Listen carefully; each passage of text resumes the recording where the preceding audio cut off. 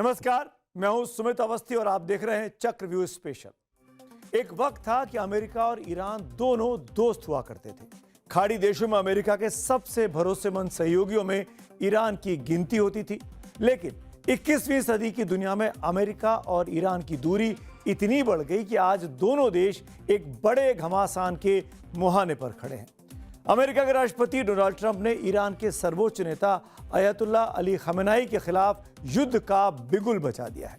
जिस तरह ईरान के खिलाफ ट्रंप दहाड़ रहे हैं और ईरान भी आर पार की लड़ाई का दम भर रहा है, उसमें दोनों देशों के आज के रिश्ते और हालात पर यही कहा जा सकता है जानी दुश्मन। खाड़ी के देश पेट्रोल के पहाड़ पर बैठे हैं।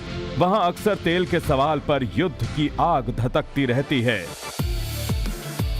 ऐसे में अमेरिकी राष्ट्रपति डोनाल्ड ट्रंप ने जिस तरह ईरान की हुकूमत को मिट्टी में मिला देने की धमकी दी है, उससे साफ है कि आने वाले दिन तीसरे खाड़ी युद्ध को निमंत्रण दे सकते हैं।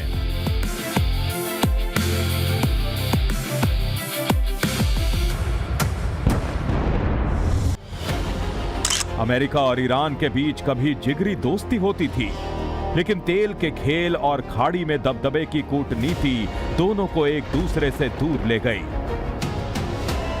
और ट्रंप के आने के बाद ईरान से अमेरिका की तलखी बहुत ज्यादा बढ़ गई, इतनी ज्यादा कि आज दोनों देश युद्ध के मुहाने पर बैठे हैं। ट्रंप हर हाल में ईरान को दबाना चाहते हैं और ईरान ये दिखाने की कोशिश कर रहा है कि वो वेनेजुएला नहीं है। अमेरिका के राष्ट्रपति डोनाल्ड ट्रंप के निशाने पर ईरान के सबसे बड़े धार्मिक नेता अयतुल्लाह खामेनेई हैं, लेकिन इस अहम की लड़ाई में पिस रहा ईरान है।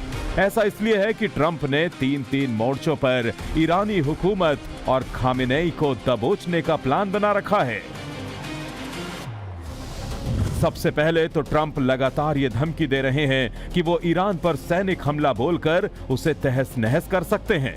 दूसरा, ट्रंप ईरान की आर्थिक कमर तोड़ने के लिए उन देशों पर भी 25% टैरिफ लगाने का ऐलान कर चुके हैं जो देश ईरान से कारोबार करते हैं या करेंगे। और तीसरा यह है कि ईरान के अंदर खामेनेई के खिलाफ होने वाले विद्रोह को खुलकर हवा दे रहे हैं। यहां तक कि ट्रंप साफ साफ एक्स पर पोस्ट लिख रहे हैं कि वो विद्रोहियों के लिए मदद पहुंचा रहे हैं। वो विद्रोह और सरकार के खिलाफ विरोध प्रदर्शन जारी रखेंगे। ट्रंप अगर खामेनेई के खिलाफ बढ़त लिए दिख रहे हैं तो इसका बड़ा कारण यह है कि ईरान में लोगों का आंदोलन अब क्रांति में बदल चुका है।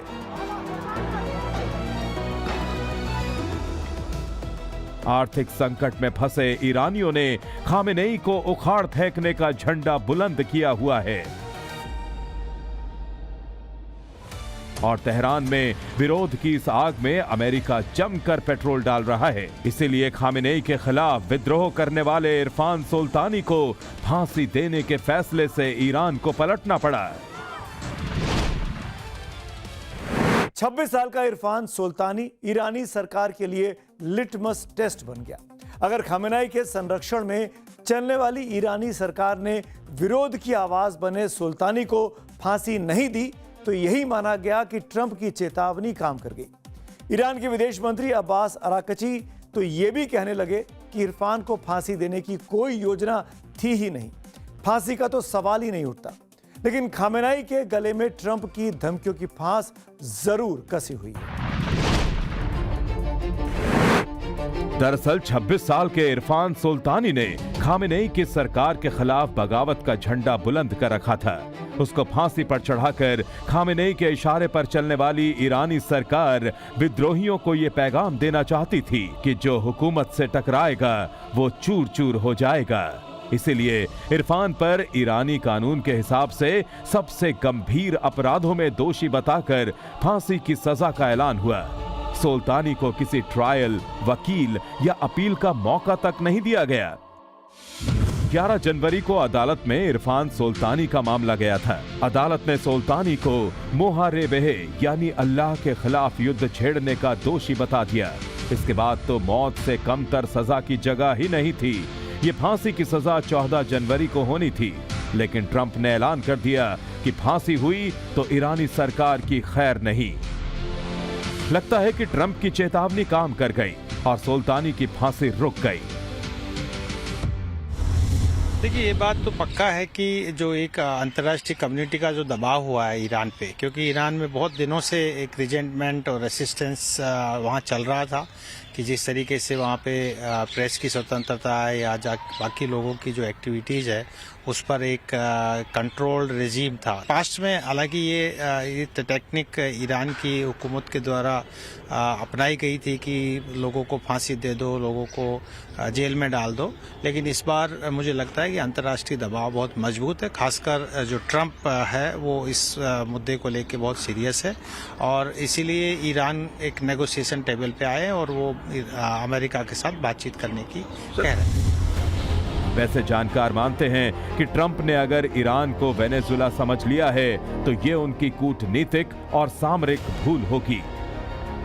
जानकारों के मुताबिक अमेरिका के लिए ईरान में जमीनी ऑपरेशन बहुत जोखिम भरा होगा। इसकी वजह यह है कि ईरान पहाड़ों से घिरा हुआ है।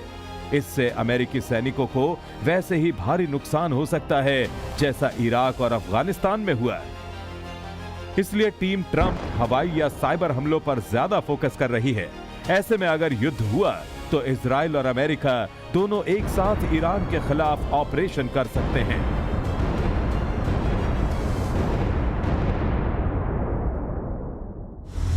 मई 2025 में भी अमेरिका ने सीधा ईरान पर अटैक किया और इजराइल तो इस मौके की तलाश में है कि अमेरिका ईरान के खिलाफ लामबंद होके और युद्ध करे और खामनेई एडमिनिस्ट्रेशन को बर्खास्त करे। तो अगर अपॉर्चुनिटी मिलता है इजराइल को तो निश्चित रूप से वो ईरान के साथ युद्ध करके जो हमेशा एक खतरा बना हुआ है इजराइल के लिए, सबसे बड़ा जो एक खतरा है उसको एलिमिनेट करने के लिए इजराइल आगे बढ़ेगा। और अमेरिका भी एक अपॉर्चुनिटी की तलाश में है क्योंकि अमेरिका एक छत्र राज चाहता है। ट्रंप युद्ध तक के लिए तैयार होने की बात करते हैं, लेकिन उनका दिमाग उस विरोध प्रदर्शन को हवा देने में ज्यादा लगा है जिसमें खामेनेई का हलक सूखा हुआ है। अगर विरोध की इस आग से खामेनेई की सत्ता खाक हो गई तो सांप भी मर जाएगा और लाठी भी नहीं टूटेगी। यानी बिना फौजी ऑपरेशन किए अमेरिका ईरान का काम तमाम करना चाहता है।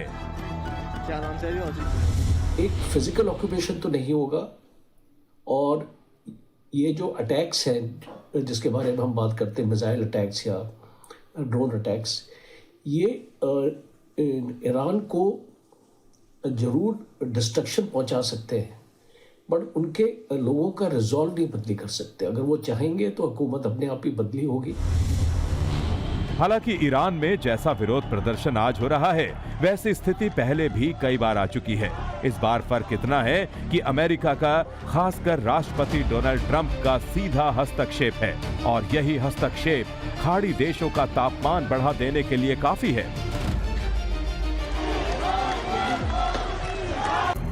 दुनिया ने 1991 और 2003 में दो बार खाड़ी देशों का मंजर देखा था। दोनों बार एक तरफ अमेरिका था, दूसरी तरफ इराक था और इराक के राष्ट्रपति सद्दाम हुसैन थे। दूसरा खाड़ी युद्ध इराक की सत्ता और राजनीति के साथ खाड़ी देशों के हालात बदल देने के लिए भी काफी था। इराक मटिया मेट हो गया और सद्दाम मिट्टी में मिल गए।